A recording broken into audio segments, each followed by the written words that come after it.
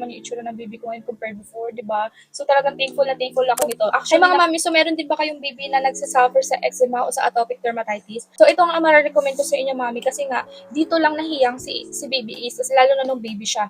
So pang third battle ko na nga ito kasi paulit-ulit ko siyang nire-repurchase. Tsaka mami, i-compare mo to sa lahat ng ibang moisturizer dyan na for eczema ng mga babies. Ito na ang pinaka-affordable kasi sa ganito nga kalaki, 450 ml na siya. Kung i-divide mo siya sa price niya, around something like this lang sa screen, ilalagay ko na lang siya. So, pag kinumpare mo siya sa iba na 100 ml lang, mas mahal. So, dito ka na makakasulit talaga mga mamis. Tsaka pwede to sa baby at pwede rin sa mga adults. Pero, madalas ko lang talaga to ginagamit kay Isa kasi siya ngayon nagsasuffer ng eczema.